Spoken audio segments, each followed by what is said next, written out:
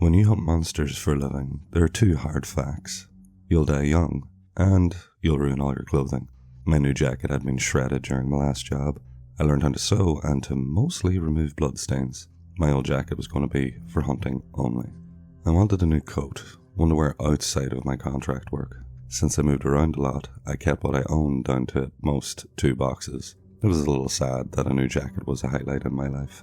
A somewhat high-end store was closing and having a big sale. The weather that day was awful, wet and cold. It hadn't snowed yet, but it was so unpleasant not too many people were out. When I walked inside the store, I found it to be nearly empty. I had expected it to be busy with others trying to scoop up deals.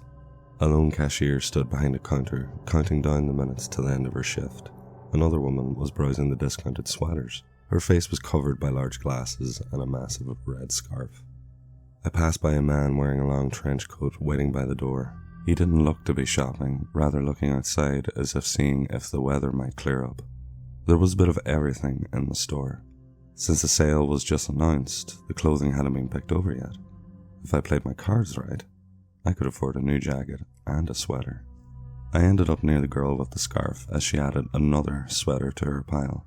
I felt eyes on my back, causing me to turn to look over my shoulder at her. She was squinting behind her glasses as if she recognized me, but didn't know from where. I glanced at her, then went back to shopping. She was cute, but her half-hidden face didn't ring any bells. She ended up behind me at the cashier after I picked out my 2 items. She didn't try to speak with me, so she must have been staring at me for some other reason. I wish my life was simple. I wanted a day where I went shopping, made dinner, and got to sleep early. I had no such luck. When another person entered the store, we didn't pay any attention. The newcomer hunched over, his face mostly covered by his collar. When the cashier opened the register to hand over my change, the new man, dressed in black, startled us all.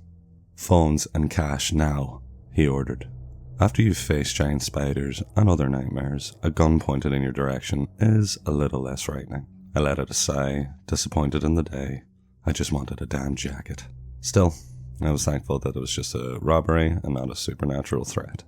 The cashier froze in fear at the sight of the gun. The woman behind me acted in the same way. I didn't want to put my hands in my pockets for my phone to give this guy any ideas about shooting. If he wanted to go through my now empty pockets, he could come over here and do it. I kept my hands raised, more upset over losing the new coat funds than over the possibility of getting shot. A roll of thunder sounded outside as heavy rain started to hit the windows. The newcomer had walked by the man by the door. He took no notice of him, even after he calmly made his way over behind the gunman. "Enough of that noise," the other man said as he raised his hand. The thief froze, clear fear in his eyes. I saw him struggling to move his body without success. My stomach sank as it dawned on me this was turning into something far more complicated than a simple stick-up. My fears were confirmed when a new pair came in from outside. At first, it looked like a person had come in with their dog. They dripped cold rain onto the tile floor, panting as if he had run 10 miles, blood mixed in with the water. One raised his face to show 4 deep claw marks across it. His clothing had been torn. He appeared to have lost a fight with a large cat. The cashier screamed as she made a run for it. The gun went off near her head. She stopped suddenly, too scared to move again. The woman with glasses rushed over to quickly wrap her arms around the other girl, using her body as a shield. Their reaction was normal, considering what the mystery man had brought with him, and that it wasn't a dog. A thin creature hunched on the floor, dripping rainwater. Its skin was light grey, and it looked like a mixture between a human and a bat. The face had a mouth far too large for its skull, and tiny eyes. Large bat ears darted back at the sound of the scream. As it shook the rainwater from its body, I noticed a black ring tattoo around its neck. "A hunter caught me. I got away, but we need to move," the bleeding man said as he caught his breath. Seriously, what are the chances? A botched robbery and now these creatures. I just wanted to buy a damn coat. You certainly got yourself in a mess. It appeared we're in luck. You can heal yourself by eating one of these 3. By the looks of it, we have one for each of us. We just need to leave enough for the police to assume this man had done the crime. The man who spoke was tall. He adjusted a wide brim hat on his head. He was the leader of the small group. He also used some sort of power to control the gunman. If we tried to run, we would get shot. If we stayed, we would get eaten. The man with the hat directed his attention in my direction.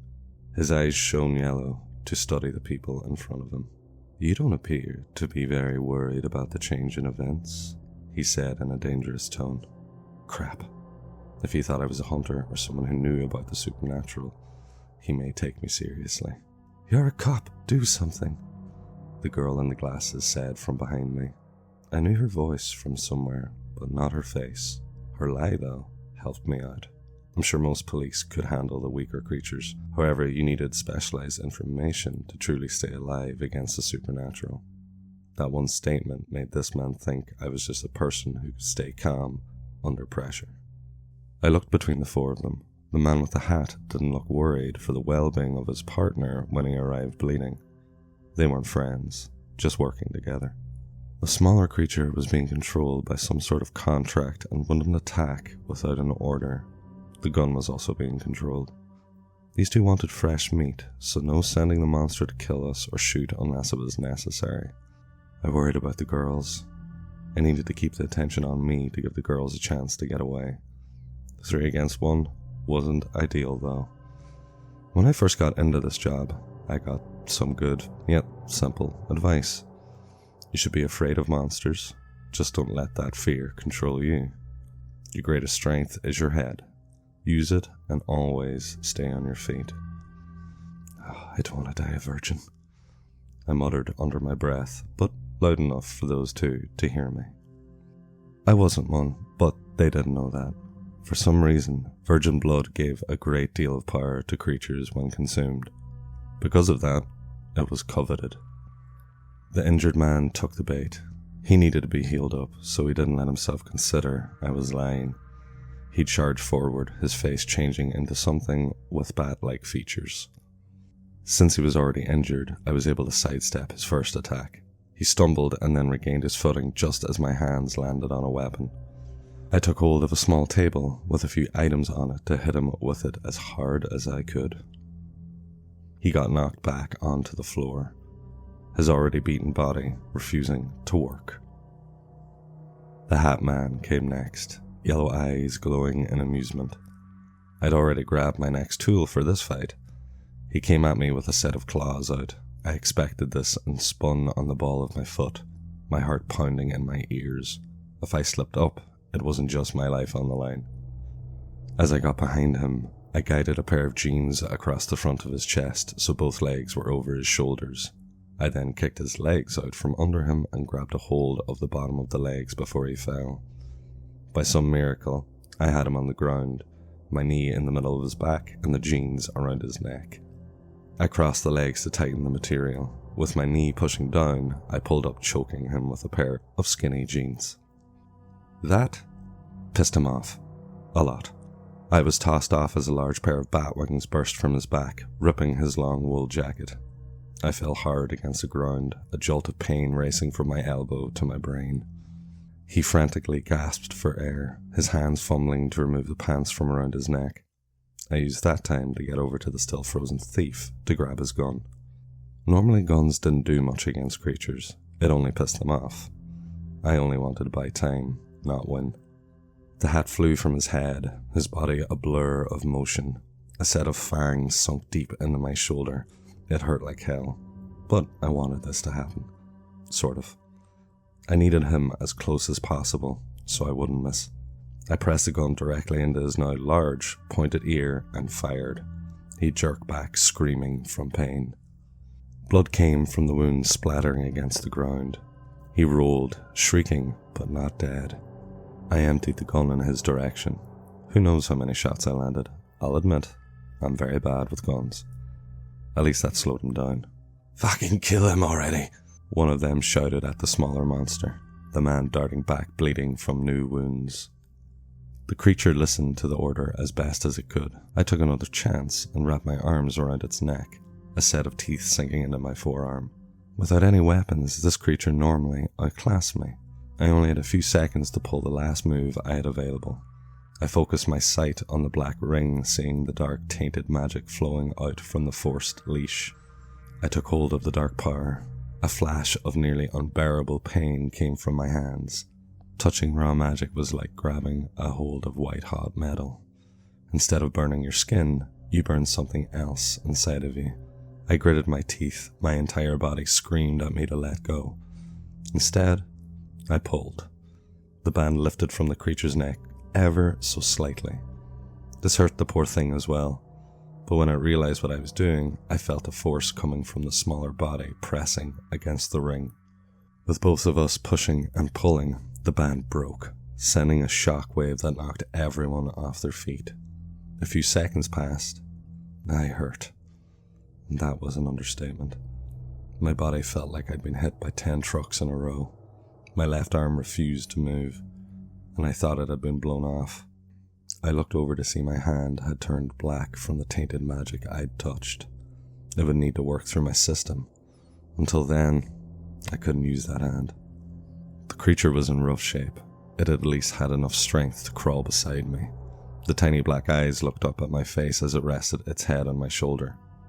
We knew we were going to be dead soon, but it was thankful it wouldn't die a slave. I sat up to scan the room. The girls were smart enough to take cover behind the counter when the magic backfired across the room.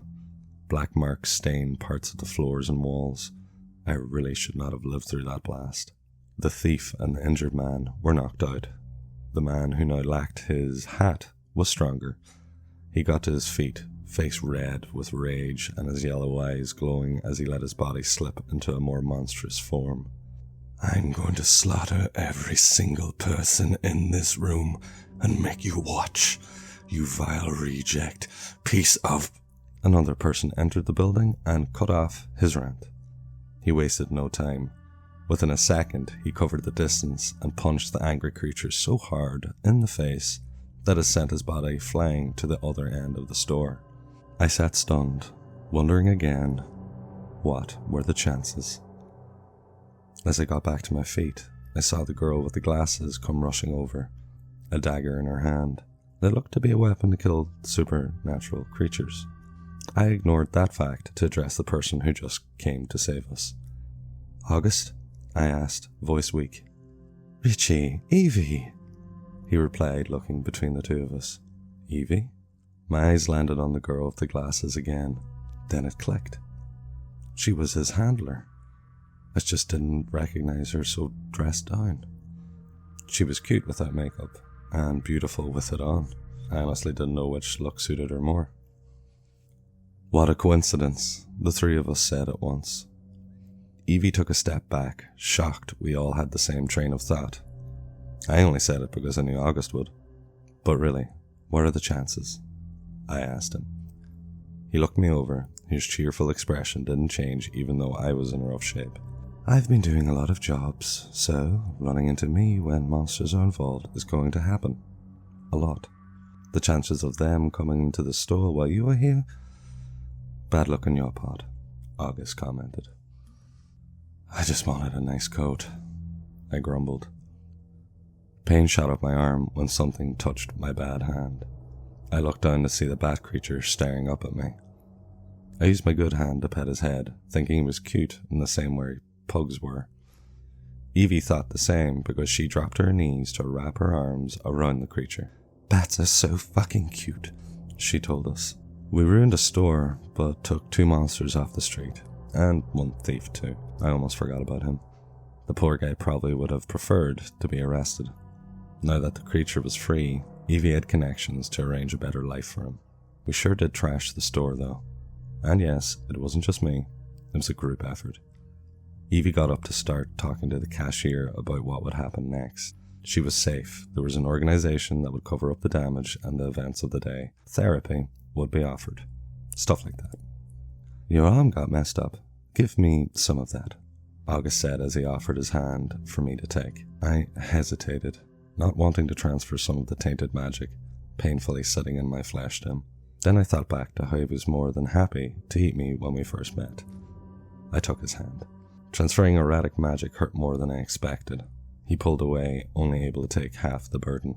If we pushed it, we risked the power reacting in a weird way. Normally magic was a stable power source. You needed to use your will to make it react. Sludgy dark magic had a mind of its own, and liked to inflict harm to whoever dared use it. August shook his hand in pain. His body was more equipped to process magic than mine. He would recover in a day. My hand would be back to normal in a few weeks. His shirt collar had been torn open from the fight that brought the injured man and the smaller creature into the store. He had already healed, but his clothing showed damage. His black ring stood out against his pale skin. His leash had been made far more skillfully than the bat creature's. I doubted I could break his collar. If I did, the blowback would kill me. "Do you want to come over for dinner?" he offered, mostly hoping I would cook again. "Not tonight. My hand hurts too much," I shrugged. "We'll order something." That was tempting. I glanced at the black ring around his neck again, realizing that even if it was somehow removed, August gained another leash. The love for a small human boy kept him fighting. He'd been tied down into a dangerous life, killing monsters like himself, and he was happy to do it. "Here." Out of nowhere, the cashier came up to me and shoved a pile of clothing into my arms. It hurt to take a hold of them. August reached over to help with my burden. "Considering what happened, I don't think the company is going to miss a few things. Take whatever you want," she said, acting oddly calm considering what happened. She did work in customer service. I bet today beat getting yelled at by angry customers for 8 hours. I almost felt bad taking what she offered. Then again, I wouldn't be able to afford any of these sweaters and jackets otherwise. I thanked her and decided to donate anything that might not fit. I did go over to see Lucas and get a free meal. Maybe I could offer to babysit as a source of income instead of hunting down mushroom monsters in the woods. When Lucas gifted me another drawing, I considered looking after him for free if asked. When I got home that night, I looked over my hard-earned pile of new sweaters and the nicest jacket I've ever owned. The stitching was top class, the fabric was sturdy, and even my ignorant brain could tell it was extremely fashionable. I looked over it feeling expensive quality for the first time. The light brown jacket had one problem. The cashier forgot to remove the security tag.